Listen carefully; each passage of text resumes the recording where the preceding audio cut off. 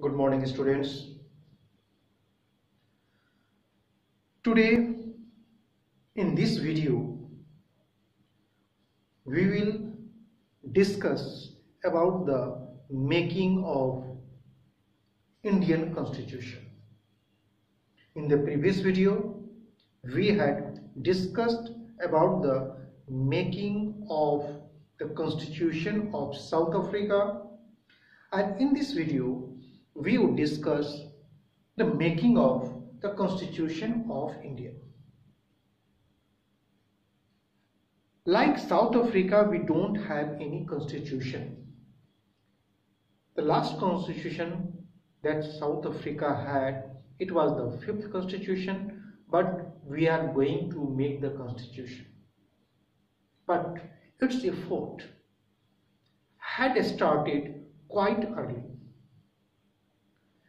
If we take the history of making the constitution, we can say that its seeds was sown in 1927 itself.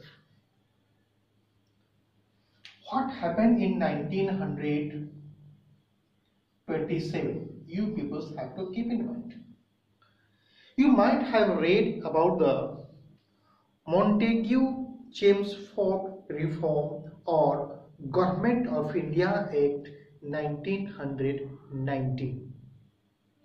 In this act, there was a provision that after the completion of 10 years, a committee would be established to look into the constitutional development of this act.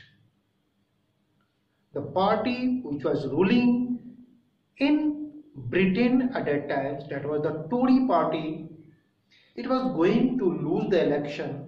So instead of 1929, they made a committee 2 years back in 1927, and this committee was known as the Simon Commission.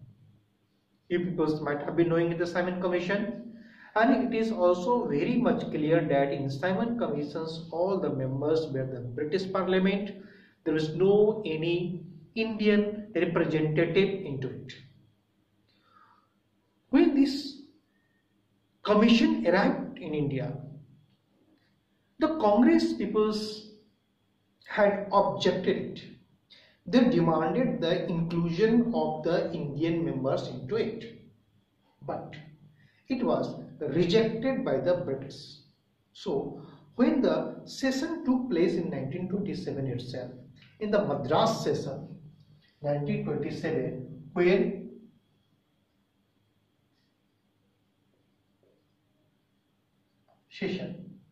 two proposals were implemented. There were many proposals, but two main proposals that is related to the constitutions that I am going to say you.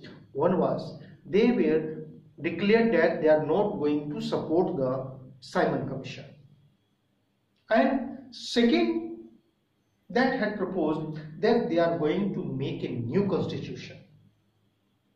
Don't get confused.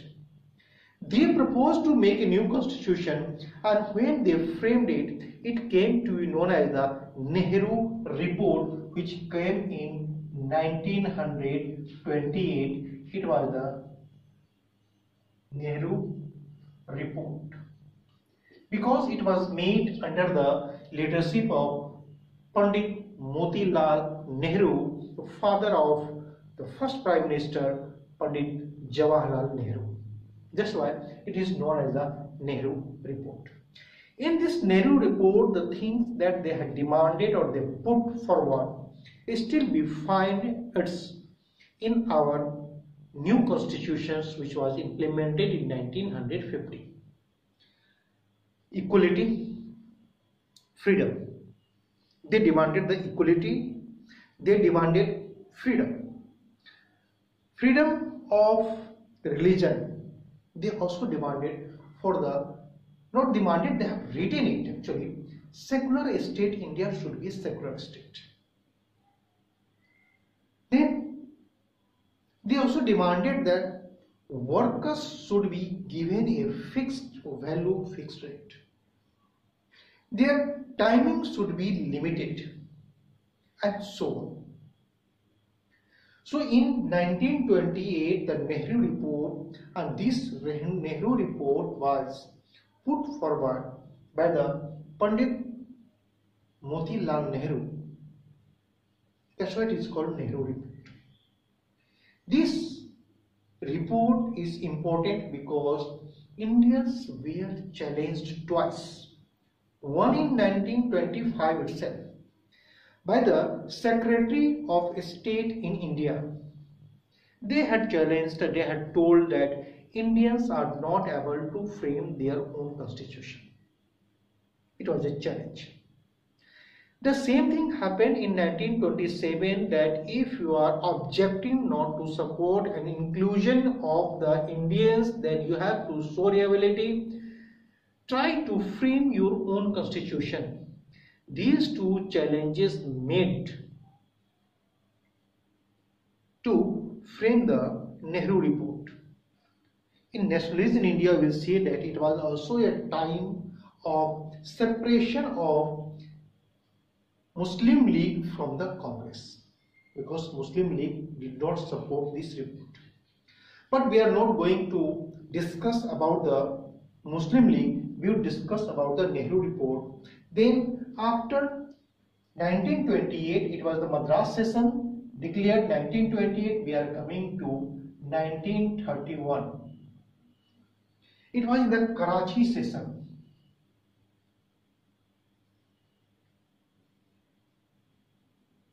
Karachi, it is right now in Pakistan. Many proposals were adopted. Among the many proposals, one was the universal adult franchise. Basic rights to the peoples. They had demanded the basic rights to the peoples. Basic rights, we should consider among the fundamental rights. They also demanded other than the basic rights.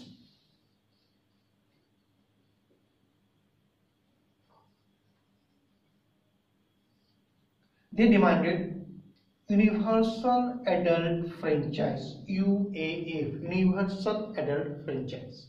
Other than compulsory education to the children.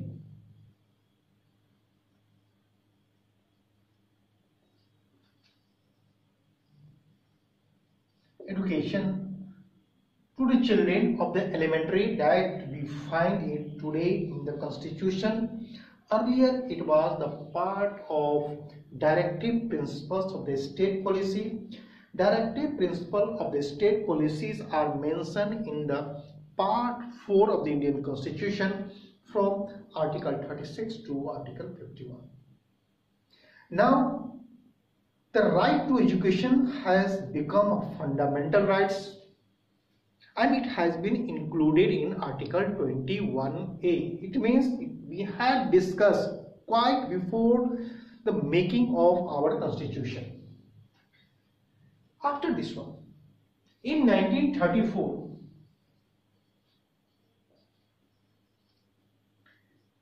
M.N. Rao has proposed for the Constituent Assembly. Manvendra Nath Rao has proposed for the Constituent Assembly, and in 1935 it became the official demand of the INC. What became the official demand? Constituent Assembly. That means we are finding the history that is coming of got back 1927, Simon Commission's arrivals, Madras sessions decided 1928, Nehru Report 1931, Karachi sessions, what was the demand? 1934, M.N. Rao has demanded and proposed the idea of Constituent Assembly. 1935, this Constituent Assembly became a official demand of the INC or Indian National Congress. Then further we are going. This one, in 1940, the British government accepted the proposal of Constituent Assembly. Just are you seeing the chronology? 1935 onward, it became the official demand of INC. In 1940, it was accepted by the British Parliament, British government for the proposal of the Constituent Assembly. They were trying it. Cripps mission failed, but cabinet mission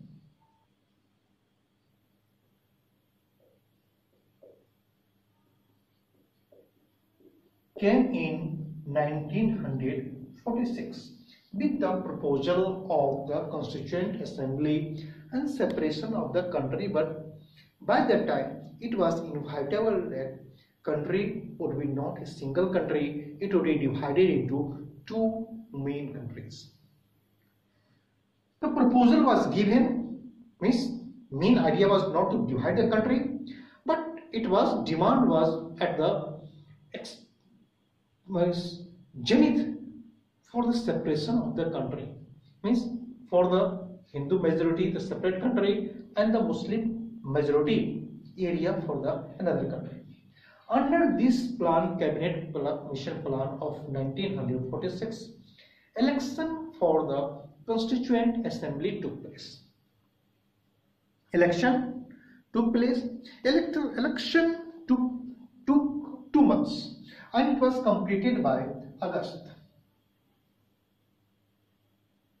1946. It means July and August was the election for the Constituent Assembly, and from the whole India means at that time India, I am talking about India, Pakistan and Bangladesh, today modern United States, 389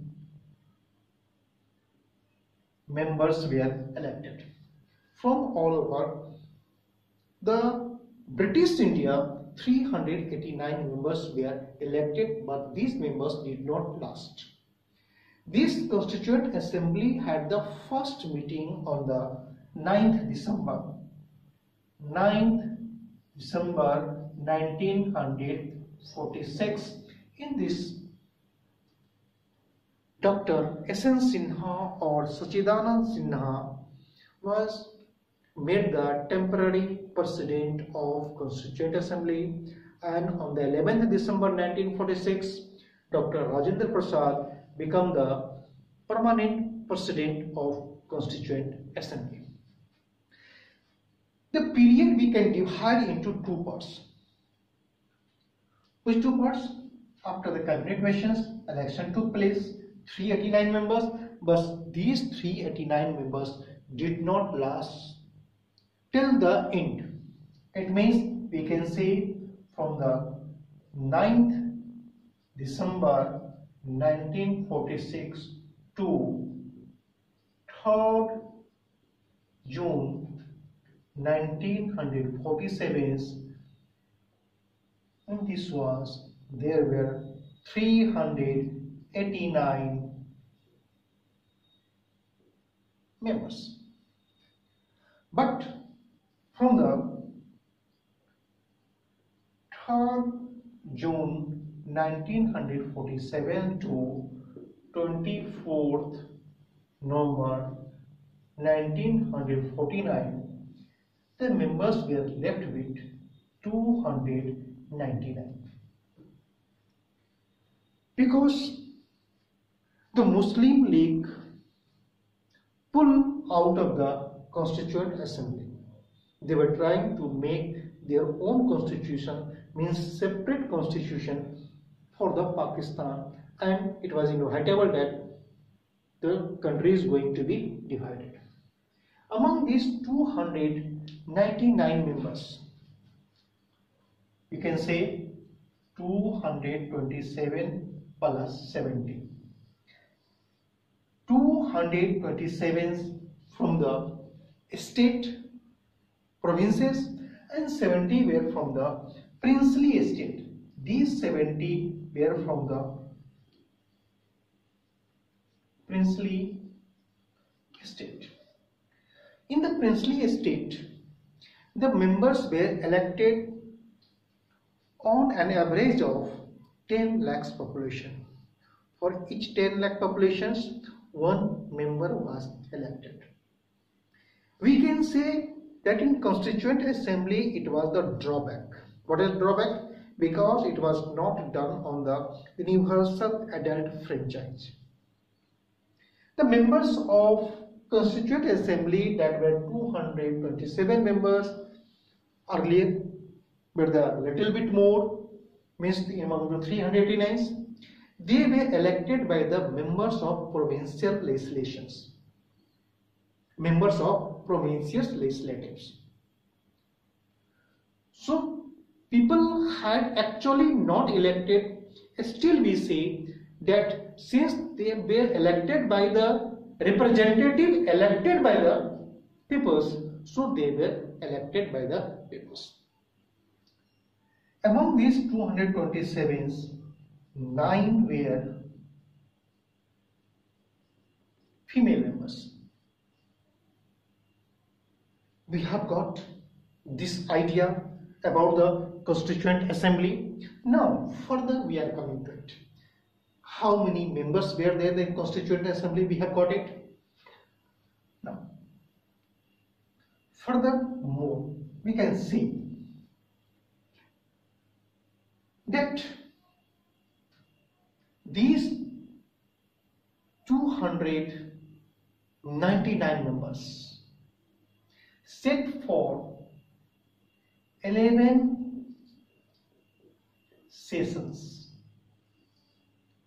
In 11 sessions, they had 114 meetings.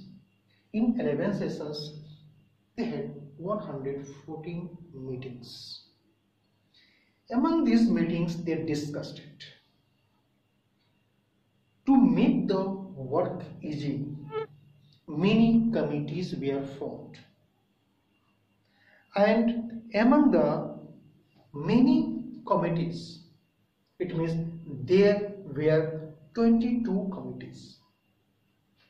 In Constituent Assembly, if we say there were 22 committees. Among the 22 committees which was looking for the different department, there were the committee for the minorities, there were committees for the scheduled caste, scheduled tribes, there are committees for the various purpose. The most important committee was the drafting committee.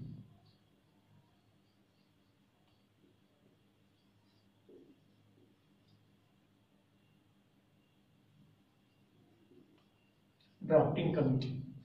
It was under the Dr. B.R. Ambedkar. It has in total 7 members. In drafting committee, the chairman was the B.R. Ambedkar, and in total they were 7. It means other than the B.R. Ambedkar, 6 more members were there. It means they were writing. It means we say who has written. It means the drafting committee has written the constitution. They have not discussed, but they have written it. B. N. Rao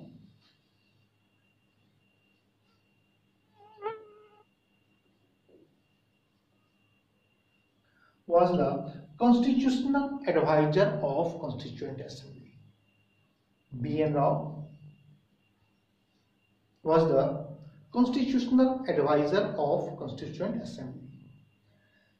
The first original constitutions were handwritten. The first original constitutions were the handwritten. In this handwritten, who has done it?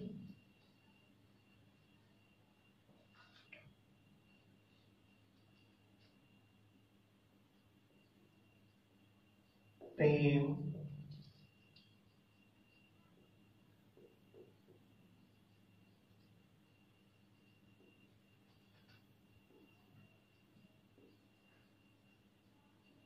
It is the name of one person, not the whole person.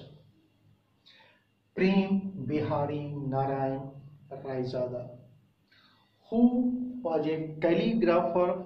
Calligrapher is known who has the beautiful handwriting. They wrote in the italic style. When you computer open, you see the italic style. He has written in the italic style. On the pages, if you see the original constitutions, in the middle part it is written, but inside it is decorated. And this decorations was done by the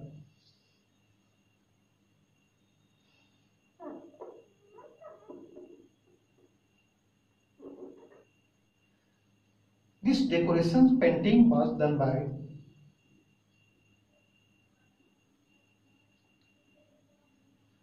Ram Manohar Sinha and Nandalal Bose.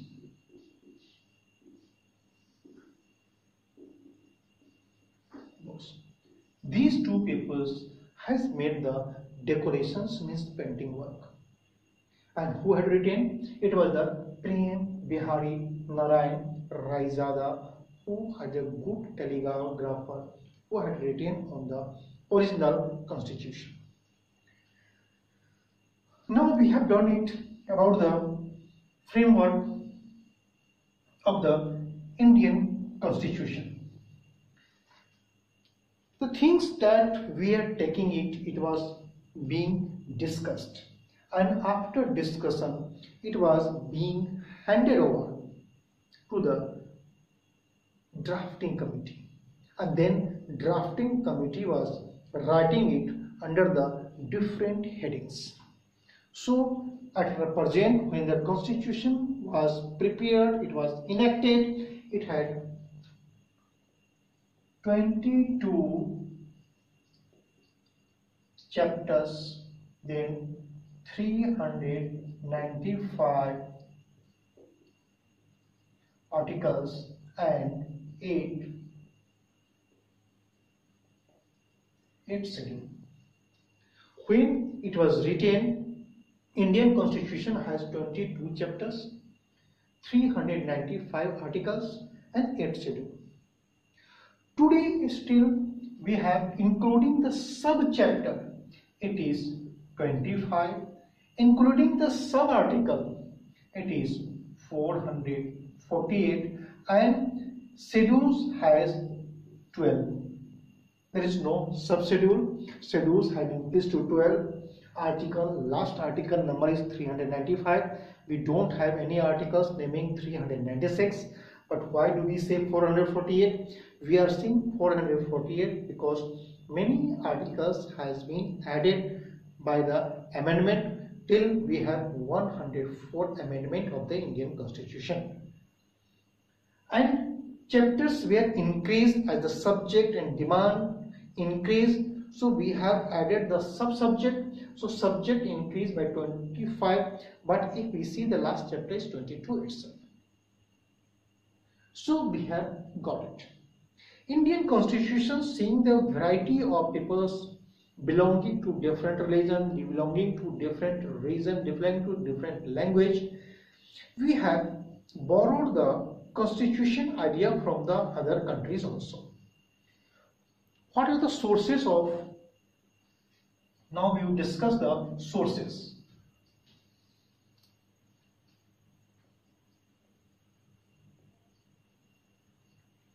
Sources of Indian Constitution. What are the sources? First source that we can say, it was the of India Act 1935. What provision we have taken from the Government of India Act 1935, we have the Federal Legislature. It means legislature will have two houses. We have upper house and the lower house. So this idea we have taken from the government of India, basically, not the all. There may be more list, but basically. Then when we talk about the second, we take the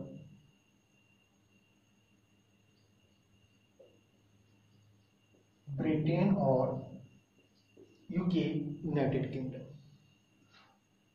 What we have borrowed from the Constitution of Britain or UK. First, we have taken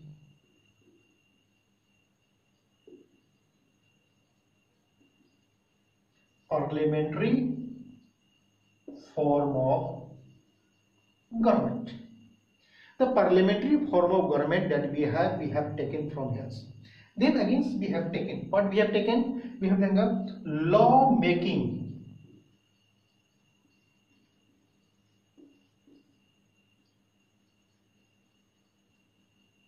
Law-making procedure. You might have read how a bill becomes law in the junior class in class 8. Basically, these two things we have borrowed from the Constitution of UK. Then we are coming from the Constitution of USA. More things we have taken it. We have taken preamble, idea of preamble. Then what we have taken it? We have taken it fundamental rights. Fundamental rights we have taken from the Constitution of USA. Then what more we have taken it?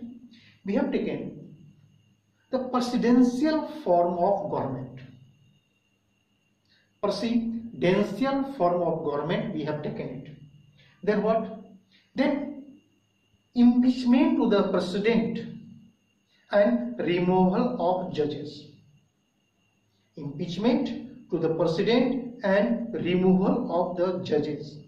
You might have read in the junior classes how judges can be removed and how president can be removed by the impeachment. Then we have taken the president as the supreme commander of armed force. Supreme commander of armed force. Then we have also taken the idea of federalism or federal government. Then presidential form of government. Then we have taken it the president as the commanding force, federal structure. Many things we have taken it. Then another forms. See, we have taken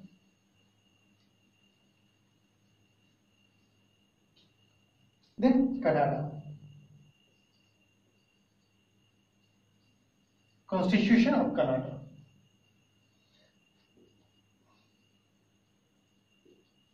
Quasi-federalism.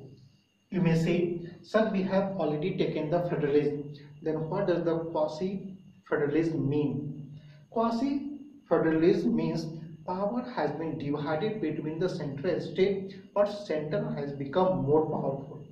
If you today you see the list of the subjects, then you find that the center is more powerful. That we have taken from the Canada. We have taken from the Ireland.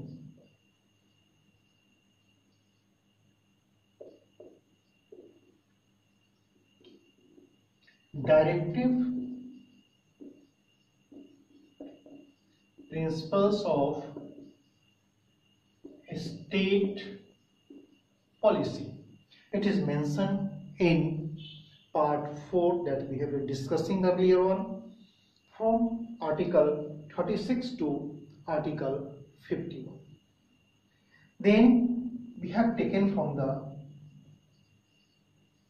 France equality, liberty and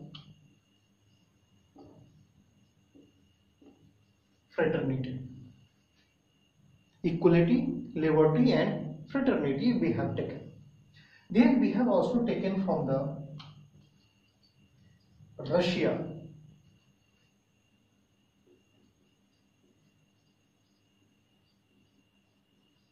fundamental duties. We have also taken from the Constitution of South Africa. And what we have taken?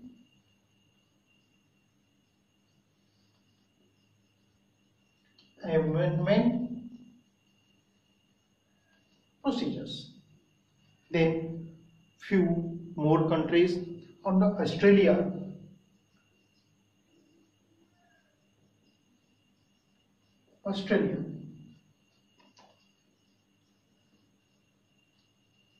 congruent list. Congruent list we have taken from the Australia and few more. In the same way we have taken the Germany also. So many ideas we have borrowed it. After discussing all these things, we have made that Indian Constitution, it is the largest constitution in the world. If we say the written largest constitution, it is the Constitution of India, which has 1,45,000 words. And the smallest constitution, written constitution, is of the Monaco. It is second smallest country, means a little bit larger than the Vatican City. If we compare the Constitution of South Africa and Constitution of India, that we find that Constitution of South Africa was made by the elected parliament, while the Constitution of India was made by the Constituent Assembly. In South Africa, both the rulers and ruled sat together and framed the constitution for each other. But in India, the Indian peoples had to make the constitution for themselves only, not for the white peoples, because white peoples has not settled here. They left India, but in Africa, South Africa, the white peoples has settled. We have taken the help of the constitution of other countries, but South African peoples have taken the sources that was in their countries prevailing. So we can find that there are some differences in the Constitution of India and the Constitution of South Africa. In this video, I do hope that we have got how the Indian Constitution was made and how it is different from the Constitution of South Africa.